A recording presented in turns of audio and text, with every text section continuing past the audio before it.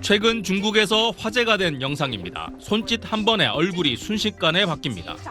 你以为你聊天的女网友长这样？ 휴대전화에 앱만 설치하면 간단하게 여러 사람의 얼굴로 변신 가능한데 인공지능 AI 기술이 적용됐습니다. 한 드라마의 경우 출연 배우 2명의 사생활 문제가 불거지자 배우의 얼굴을 아예 다른 사람 것으로 바꿔 방영하고 있습니다. 세계적 수준인 중국의 인공지능과 안면 인식 기술 때문에 가능한 일입니다. 문제는 첨단 기술을 악용한 범죄입니다. 지난달 한 IT 업체 대표마저 영상 통화를 걸어온 사람이 친구인 줄 알고 8억 원을 송금하는 사기 피해가 발생했습니다. 사기 조직이 SNS를 해킹해 대표 지인의 영상을 확보한 뒤 AI 기술로 얼굴과 목소리를 똑같이 위조했기 때문입니다. 涉及到钱的事，我本来是不信的，但是他视频打过来，我一看是我朋友本人，我就相信了。 AI 换脸的 상품을 판매하는 라이브 커머스에서도 유명 배우가 진짜 출연한 것처럼 얼굴을 감쪽같이 위조해 논란이 됐습니다. 비상이 걸린 공안당국은 영상통화로 누군가 돈을 요청하면 신분증 등 여러 방법으로 신원을 확인하고 정면 얼굴이나 지문, 목소리가 잘 드러나는 사진이나 영상은 SNS에 올리지 말라고 공고하고 있습니다. 중국 내 조직과 연계된 보이스피싱 범죄가 국내에서도 잇따르는 만큼 AI 기술을 악용한 신종 사기에도 대비가 필요해 보입니다. 베이징에서 SBS 정영태입니다. 고등학교 후배의 사진으로 딥페이크, 가짜 음란물을 만들어 온라인에 유포한 20대 남성 김모 씨가 최근 구속됐습니다. 나체 사진을 보내거나 노예가 되면 사진을 지워줄게. 김 씨는 익명의 SNS 계정으로 피해자에게 딥페이크 음란물을 보내면서 협박하기도 했습니다. 피해자는 합성물의 수위와 협박이 날이 갈수록 심해졌다고 말하는데요. 김 씨와 피해자는 고등학교 시절부터 알던 사이였습니다. 왜 이런 범행을 저지른 걸까요?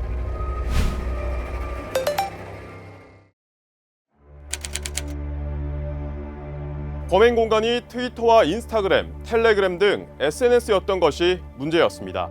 경찰이 SNS 해외 본사에 협조 고문을 보내는 등 적극적으로 수사에 나섰지만 구조적 한계가 있었습니다. 익명의 가면 뒤에 숨은 가해자를 잡아낸 건 어쩌면 운이 좋았던 걸 수도 있습니다. 피해자는 고통 속에서도 일부러 연락을 받아주며 가해자의 IP 등 접속 정보를 포착할 기회를 기다렸습니다. 가해자는 최소 6개의 익명 계정으로 피해자에게 접근했는데 우연히 하나의 접속 위치를 포착했습니다.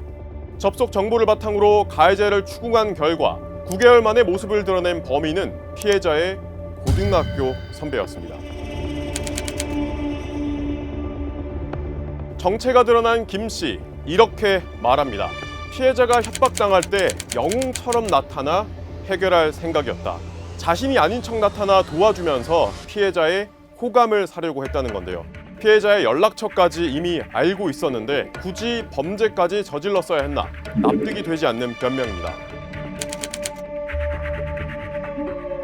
김 씨는 딥페이크 성적 합성물을 만들어 주겠다며 트위터 등에서 홍보에 나섭니다. 초등학생을 비롯한 미성년자들이 대거 걸려들었는데요. 의뢰인들은 지인과 선후배, 연예인, 심지어 가족의 사진까지 보내면서 딥페이크 음란물 제작을 요청했습니다. 이른바 지인 능욕 합성물입니다. 그러자 김 씨 갑자기 태도가 바뀝니다. 본인이 온라인 성범죄 자경단이라며 의뢰 사실을 경찰에 신고하고 온라인에 퍼뜨리겠다고 협박합니다. 김 씨는 입막음 비용으로 30에서 50만 원까지 요구했습니다. 또 의뢰인들의 개인정보를 받아내기도 했습니다. 미성년자 의뢰인들에게 내 말을 잘 들으면 봐준다라며 온라인 그루밍을 시도한 정황도 포착됐습니다. 김 씨는 범죄단체 조직 및 가입 혐의로도 입건됐습니다. 텔레그램 대화에서 조직적 움직임이 의심되는 정황이 발견된 겁니다. 익명의 다른 사용자가 김 씨에게 구체적으로 범행을 지시하는데요.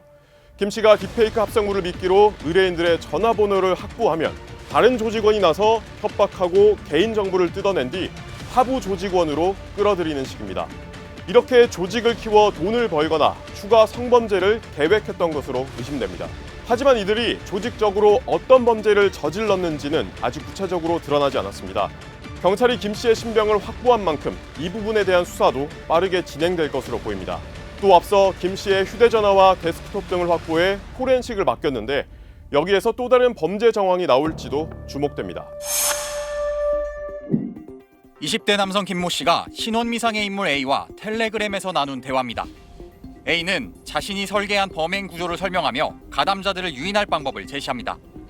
먼저 텔레그램으로 유인 후 전화번호를 알아내고 그 다음 카카오톡으로 신상 정보를 알아내는 게 가장 편하다고 말합니다. 이 과정을 직접 하면 경찰 추적을 받을 수 있다며 신상 정보를 캐는 일은 제3자를 통해 진행해야 한다고 강조합니다. 여성들을 협박하는 역할에 남성 가담자들을 끌어모을 방법을 모의한 정황으로 보이는데 단계별로 철저한 분담을 통해 경찰 수사에 대비하려는 의도가 드러납니다. 캐내야 할 신상 정보의 구체적인 내용도 제시합니다. 협박할 대상의 이름과 얼굴, 번호까지 확인해서 넘기라고 말합니다. 이런 다단계 범행 구조를 설계한 이유도 드러납니다. A는 돈이 목적이라고 말하는 김 씨에겐 돈을 벌라고 말하며 자신도 자기 목적을 이루면 된다고 말합니다.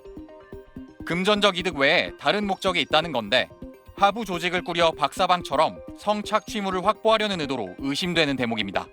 어젯밤 김 씨의 신병을 확보한 경찰은 10대 청소년을 비롯해 딥페이크 제작을 의뢰했다가 역으로 협박당한 사람들의 신원 확보에 나섰습니다. 경찰은 김 씨에 대한 조사와 포렌식 작업 등을 통해 윗선의 존재 여부, 추가 범죄 사실 등을 파악한다는 방침입니다. SBS 박재현입니다.